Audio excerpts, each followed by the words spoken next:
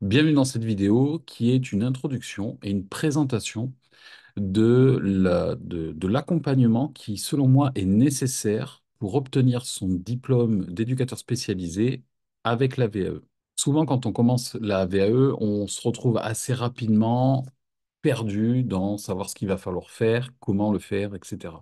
Justement, ici, je vais faire le point, je vais vraiment tout détailler, tous les points qui vont, à mon avis, être essentiels, très importants pour tous ceux qui entament cette démarche. Et vous allez voir que pour les ES, eh bien, il y a quand même pas mal de boulot, même si je pense que c'est très accessible pour beaucoup d'entre vous. Ça l'est d'autant mieux et plus facilement si vous savez là où vous mettez les pieds et ce qu'il va falloir faire. Il va falloir avoir une connaissance assez fine de ce qui est attendu pour vraiment mettre toutes les chances de votre côté pour valider. Donc c'est ça l'idée ici, c'est de présenter un résumé de différentes phases hyper importantes. Et ça va vous permettre de vous mettre au travail beaucoup plus simplement parce que ben, vous allez savoir ce qu'il va falloir faire au fur et à mesure. Voilà un petit peu à quoi ressemble en fait l'ensemble des phases. Donc ça, ce n'est qu'une partie. Pour valider beaucoup plus facilement et augmenter vos chances d'obtenir votre diplôme, eh bien, je pense que vous avez besoin d'en passer par là. Donc, justement, je vais vous faire un détail, je vais reprendre tout ça en détail pour vous montrer à quel point c'est assez fin et en tout cas tout ce que je peux proposer. Alors, il y a vraiment donc ça fonctionne comme ça, par tranche, par ligne. Et donc, il y a cette première phase, cette première ligne qui correspond à un travail préalable avant de passer à l'écriture, avant de commencer le travail, on va dire, dans le dur, même si déjà ça, c'est du travail. Cette première ligne, elle est vraiment faite pour obtenir des détails, des informations sur ce qui est attendu et sur différentes phases. Donc là, il y a quatre parties, quatre phases qui correspondent à la présentation du livret. Vous avez souvent besoin de savoir où est-ce que vous mettez les pieds. Vous avez besoin de comprendre en fait quels sont les quatre domaines de compétences et d'avoir une présentation rapide de ces domaines de compétences pour connaître les sujets en fait qui sont ciblés. Après, il y a la présentation de l'analyse globale. L'analyse globale, c'est une partie dans le livret 2 qui est attendue et il y a besoin d'en parler parce que souvent, quand vous vous apercevez de cette partie-là, vous vous demandez un petit peu ce que c'est. Donc ça, c'est pareil, c'est une présentation de ce qu'est l'analyse globale. Et enfin, la présentation du contexte de l'examen parce que justement, quand vous connaissez un peu mieux comment va se passer l'examen, les conditions et tout ce qui régit, on va dire, qui conditionne l'examen, comment c'est organisé, comment ça se passe, qui vous avez en face de vous, tout ça, bien vous pouvez d'autant mieux vous préparer, d'autant mieux écrire, parce que déjà, il va falloir écrire d'une autre manière par rapport à ces conditions-là. Et c'est ce que je vous explique dans cette partie-là. Donc ça, c'est tout ce qui est le travail préalable. Une fois que vous êtes déjà informé sur ces quatre, on va dire, parties, eh bien, on va rentrer dans ce que j'appelle l'aide à l'écriture. Et souvent, vous allez avoir besoin donc là, c'est la deuxième ligne, vous allez avoir besoin d'un- d'une guidance vraiment au niveau du plan. Et pour avoir cette guidance au niveau du plan, au niveau des quatre domaines de compétences, eh bien, à chaque fois, donc pour les quatre DC, les quatre domaines de compétences, vous voyez, eh bien, je reprécise beaucoup plus de manière détaillée, de manière développée, quel est l'objectif dans le référentiel par rapport au domaine de compétences. Là encore, c'est hyper important parce que si vous savez quelle est la commande, eh bien, ce sera beaucoup plus simple d'éviter le hors-sujet, c'est-à-dire de parler d'autre chose, et beaucoup plus simple de donner le sujet attendu et de développer ce qu'on attend par rapport à ce référentiel. Dans chaque partie, évidemment, je vous propose des exemples pour illustrer, donc des exemples de situations qui peuvent être utilisées dans votre écrit. Ça, souvent, ça peut vous inspirer parce que ça va vous faire penser à des choses que vous avez vécues. Et à ce moment-là, vous identifiez beaucoup plus simplement, en réalité, une ou deux situations qui mériteraient d'être utilisées dans votre livret 2. Et enfin, je vous suggère en fait un type de plan qui fonctionne. Donc, je vous propose déjà une structure qui n'est pas à ce stade-là personnalisée, mais qui vous permet, vous, de l'adapter à votre situation, à votre cas précis. Voilà, donc une fois qu'on a fait ça pour les quatre domaines de compétences, eh bien en fait, vous avez, vous, c'est la phase où vous allez passer à l'action en termes de plan.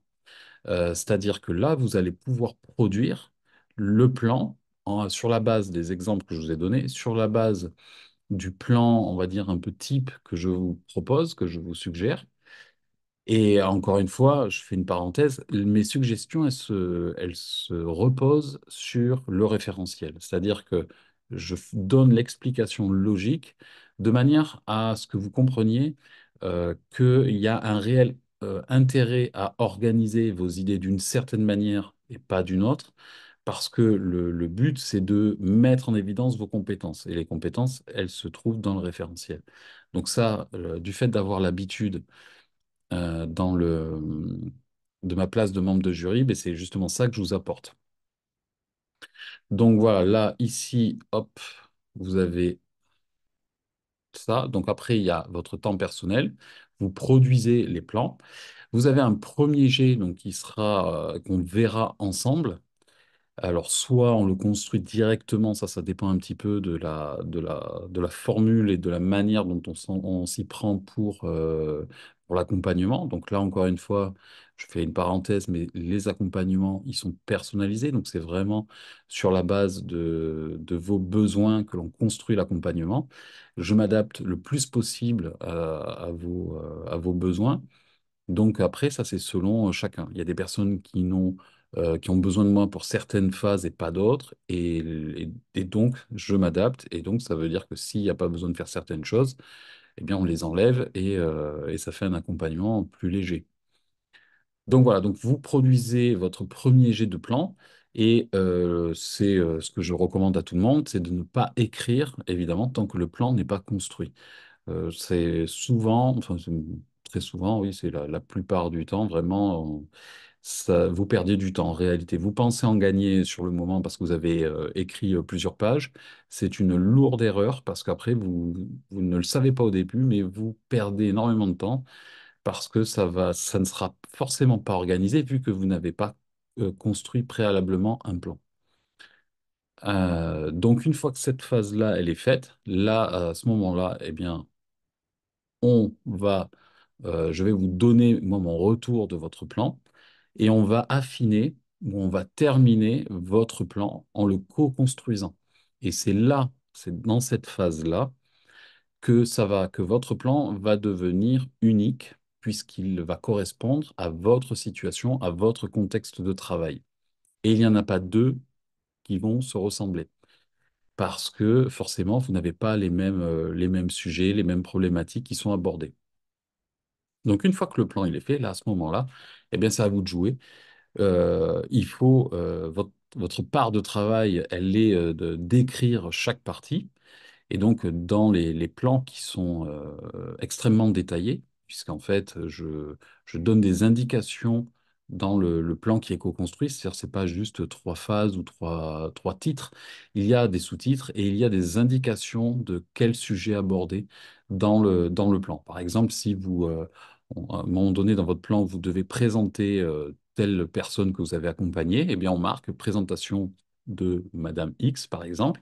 Et à l'intérieur, on va y mettre ensemble des sous-titres, enfin pas des sous-titres, des tirets, des indications qui vont composer votre paragraphe. C'est-à-dire que présentation de Madame X, eh ben, ça va être quel est son âge, quelle est sa pathologie, quel est son parcours institutionnel, quels sont ses liens avec sa famille, par exemple, quel est son comportement avec ses pairs, quel est son comportement avec les éducateurs, et donc quelle est peut-être sa difficulté principale. Donc, vous voyez, à chaque fois, il y a un petit tiret qui va expliciter quel est le point à développer, et vous, il ne vous reste plus qu'à composer là où les phrases qui vont expliquer le point en particulier. Et une fois que vous avez comme ça traduit le point en une phrase, eh bien vous rassemblez tout ça, ça vous compose votre paragraphe. Et ça, on le fait pour tout l'ensemble du plan. Ce qui fait que il ne vous reste plus, une fois que le plan est constitué, de passer à l'action et de prendre chaque tiré et de le traduire en phrase ou groupe de phrases. Donc, une fois que vous avez écrit tout votre domaine de compétences, hein, le DC2, le DC3, DC4, vous vous retrouvez comme ça, alors avec des textes, des pages. Et donc, à ce moment-là, vous me les envoyez et là encore, il y a une autre phase de lecture, de relecture de ma part et qui va préparer, je vais préparer évidemment ces retours dans le détail. Alors, grosso modo, ça revient à faire des points, donc de vous donner les points positifs, mais surtout négatifs, évidemment, parce que bon, c'est très utile de savoir ce qui est bon, ce qui fonctionne, mais c'est aussi évidemment important de corriger ce qui peut aller moins bien. Donc, je vous fais des propositions d'amélioration. Je vous propose des apports théoriques, c'est-à-dire je vous donne souvent, si ça n'apparaît pas, ou je complète des concepts, des lois, des citations. Et je surveille évidemment les hors-sujets, c'est-à-dire qu'en vous lisant, ben, je peux border en disant ça, vous voyez, là vous avez écrit 3 pages qui ne concernent pas réellement le domaine de compétences, et donc je vais vous suggérer de couper, de résumer, voire d'enlever complètement. Il y a les maladresses. Les maladresses, souvent, ça c'est peut-être ce qui va être le plus, comment dire, le plus dangereux, parce qu'en fait, c'est vraiment la petite écharde qui va vous gêner au moment de l'oral, parce que les maladresses, ça va être une petite expression, ça va être, ben, comme son nom l'indique, une maladresse qui va faire que pendant l'oral, on va revenir, les membres de jury vont vous demander de préciser là-dessus et vous allez sentir un malaise.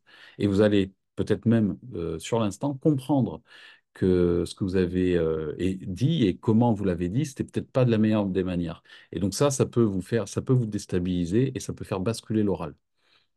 Et puis, évidemment, il y a les annexes que l'on peut voir aussi, à évoquer, commencer à évoquer en disant, bah, tiens, cette partie-là de votre écrit, ça serait intéressant de faire ressortir tel document en le mettant en annexe. Voilà, une fois que vous avez ben, écrit tout ça, vous avez quasiment terminé. C'est le plus gros du travail, hein, c'est ce qui prend le plus de temps. Ça prend en général, en moyenne, plusieurs mois. Et on revient à l'analyse globale par rapport à votre situation, parce que, évidemment, celle-là, on ne l'a pas oubliée. Et donc, c'est un temps où je vous décortique ce qu'est l'analyse globale. Et il est en général préférable que vous le fassiez à la fin parce que justement, c'est une partie qui est censée être une analyse aussi de ce que vous avez fait par rapport à votre lieu de travail. Sincèrement, quand on observe l'analyse globale dans le détail, on s'aperçoit qu'il y a des points qui ne sont pas du tout une analyse, mais là encore, c'est quelque chose que je développe dans cette partie-là et qui vous aide après à passer à l'écriture. Donc c'est une phase qui est souvent beaucoup plus rapide que ce qu'on a vu au-dessus. Donc là, une fois que c'est fait, c'est pareil. Je relis votre écrit et, et donc ça donne lieu à un petit retour qui souvent est plus court que tous les autres parce que c'est vraiment une phase, l'analyse globale est plus simple, plus courte. Et enfin, donc après, c'est pareil. Donc il y a une petite partie sur les motivations qui se trouve au tout début de votre livret 2 et qui souvent est traitée dès le départ. Mais bon, c'est quelque chose qui peut être fait évidemment très rapidement dès le début si vous voulez. C'est vrai que moi, souvent, je vais plutôt inviter les personnes à l'écrire à la fin parce que vous aurez accompli tout le processus du travail, vous aurez tout réalisé et ça va être à ce moment-là que vous allez pouvoir vraiment, à mon avis, arriver à des motivations qui sont les plus mûres, on va dire, les plus actualisées, parce que vous serez assez proche du dépôt. Et là aussi, il y a des petites recommandations dans les motivations, il y a des pièges à éviter. C'est ce que je vous apporte ici. Et c'est une phase, donc il y a motivation et annexe, parce que là aussi, j'ai quelques conseils dans la sélection des annexes que je fais apparaître dans ce moment-là, puisque ça va être assez déterminant pour votre choix, pour la sélection et votre choix des annexes. Et donc, vous, ben, vous passez à l'écriture, donc c'est la phase d'après. Après avoir eu ce petit cours, vous pouvez vous lancer dans vos motivations. Ça, c'est encore plus rapide. Et vous sélectionnez vos annexes. Et on voit ça ensemble. Et là, on verrouille les choix. C'est-à-dire que vraiment, on se dit, bon, ben, ça, c'est pertinent de le mettre, ça, beaucoup moins. Et on fait une sélection comme ça. Et il y a un petit retour sur les motivations. Je vous donne mon ressenti, mon analyse par rapport à ce que vous avez écrit. Une fois que qu'on en est là, vous avez terminé votre livret 2. Il a été co-construit, il a été relu et vous êtes prêt au dépôt. Donc on arrive au dépôt et à ce moment-là, eh bien, va arriver la deuxième phase qui sera plus tard, évidemment. Vous recevrez une convocation pour l'oral de la VAE, c'est-à-dire c'est le moment qui va déterminer l'oral si vous allez valider ou pas et obtenir votre diplôme. Donc, pour préparer cet oral, moi, je l'organise l'accompagnement, on va dire, le plus complet de cette manière-là, c'est-à-dire que par rapport à votre livret 2, de toute manière, c'est toujours par rapport à votre livret 2 à vous. Comme je vous l'ai dit, il a des points forts et des points plus faibles, et c'est normal, c'est inévitable. Par rapport justement plutôt aux points faibles, donc il y a la nécessité d'avoir bien lu et de bien connaître votre livret 2, je vous suggère une organisation et une présentation. La présentation à l'oral, elle est en général autour de 5 à 10 minutes. Ça dure entre 5 et 10 minutes suivant les régions. C'est un temps qui est en réalité un monologue. Vous n'allez pas être interrompu et on va vous écouter très attentivement. Dans cette écoute, les membres de jury, on va rechercher vos compétences. Donc, on attend du contenu par rapport à un contenu très spécifique, par rapport à ce que vous allez dire. Et justement, ça ne s'improvise pas du tout. L'oral, c'est peut-être la phase qui est à préparer, qui est la plus importante. Et donc là, ici, dans cette première phase, on va co-construire ensemble votre présentation. Donc ça va être sous forme en réalité d'un petit plan, encore une fois, mais beaucoup plus simple, puisque c'est quelque chose qui doit prendre la forme d'un discours, puisque c'est quelque chose que vous dites pendant entre 5 et 10 minutes. Donc à ce moment-là, une fois que ce plan est ficelé, il est terminé, je vous propose que vous vous entraîniez à le déclamer de manière fluide. Et une fois que c'est terminé, de m'envoyer une vidéo de vous en train de déclamer votre présentation. De cette manière, moi, je peux le voir et je vais observer plusieurs choses. Je vais être attentif, évidemment, au contenu pour voir si ça colle à ce qu'on a dit. Je vais aussi voir si vous avez des mimiques, c'est-à-dire que je vais observer aussi le non-verbal, si je peux vous voir suffisamment, parce que, il n'y a pas que le discours et le contenu, il y a aussi la forme qui peut compter. Et donc là, à partir de cette petite vidéo, je vais vous faire un petit retour vocal en général. Alors, un message vocal, je le fais parce que c'est rapide, parce que mon retour est souvent assez court. Il y a pas, les choses à dire sont très rapides, donc un message vocal, ça suffit. Et je tiens à faire le message vocal puisque l'ensemble, de toute manière, de tous mes accompagnements, chaque séance, ce sont des séances enregistrées que vous pouvez voir et revoir sans limite. Donc justement, dans le même teneur, on va dire, dans le même état d'esprit, le petit retour, même si c'est un petit retour de 2 minutes, il est quand même enregistré et vous pouvez toujours y revenir dessus pour vous dire, ah oui, tiens, ça, je n'ai pas oublié, j'allais oublier ça, mais justement, le message me le rappelle. Dans tous les conseils que je peux vous donner, souvent, c'est ça qu'à partir du moment où j'ai mis en place l'enregistrement, ben, j'ai vu des grands bénéfices en fait pour les personnes que j'accompagnais parce qu'elles m'ont pu me dire que c'était un gros avantage parce que justement, ils pouvaient travailler parfois 10 jours plus tard, après notre séance, par rapport à l'écriture notamment. Donc sur la séance, elles comprenaient des tas de choses, et si jamais il n'y avait pas eu, s'il n'y avait pas la vidéo, elles oubliaient une partie. Donc ça les libérait d'une prise de notes, et ça les libérait de l'idée de perdre éventuellement des infos. Donc là, vous ne perdez absolument rien à aucun moment. Tout est enregistré, tout est pour vous. Ce sont des séances privées, donc ce n'est diffusé nulle part. Et vous non plus, d'ailleurs, vous n'avez pas le droit de les diffuser. Voilà. Et donc, après ce retour de petits messages vocaux, eh bien là, il y a un oral blanc que je vous propose dans les conditions de votre examen. Alors ici, cet oral blanc, évidemment, il s'ensuit un débriefing où, pareil, on va faire le point sur ce qui a fonctionné, vos points forts à l'oral et les choses à corriger ou les choses à rajouter que vous auriez pu oublier de dire et donc de mettre en valeur certaines compétences. Donc je vous conseille comme ça directement après l'exercice, et souvent cet exercice d'oral blanc, je vous conseille qu'il ait lieu quelques jours, peu de jours avant l'examen. Donc, quand vous avez reçu, vous avez déposé, vous recevez votre convocation, en général, à ce moment-là, on fait le premier rendez-vous de la co-construction de votre présentation. Vous écrivez, vous préparez votre présentation. Une fois que vous êtes prêt, vous m'envoyez une vidéo où vous filmez. Je vous fais le retour. Je vous donne des petits ajustements à effectuer éventuellement. Et 48 heures, 72 heures avant votre examen, on fait l'oral blanc. Comme ça, vous êtes encore chaud, vous êtes encore dans l'exercice et tout est frais, parce que le principal, en fait, à savoir dans cet exercice de l'oral blanc, c'est que vous êtes amené à répondre toujours sous l'effet de surprise. C'est-à-dire que oui, vous connaissez les 4 sujets qui sont les 4 domaines de compétences sur lesquels vous allez être interrogé, mais vous n'avez pas, les formes de questions peuvent changer.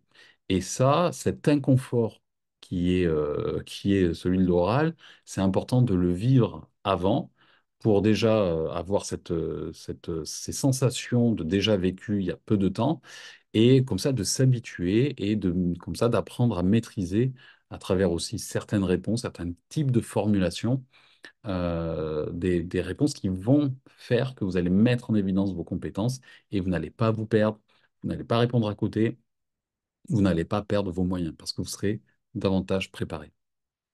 Voilà, ça c'est un petit peu la carte de tout ce qu'il y a à voir, à mon avis, pour assurer la validation complète et du premier coup. Et c'est ce qui marche, hein, très bien avec les personnes que j'accompagne. Ça, c'est valable aussi d'une certaine manière, mais c'est traité un petit peu différemment sur les accompagnements de groupe. En tout cas, là, vous avez selon moi, une cartographie. J'ai cartographié un petit peu en détail tout l'accompagnement utile pour valider le diplôme d'ES en VAE. Voilà, j'espère que j'ai été suffisamment clair. Si vous avez des questions, n'hésitez pas. Et je vous dis à très bientôt. Bye.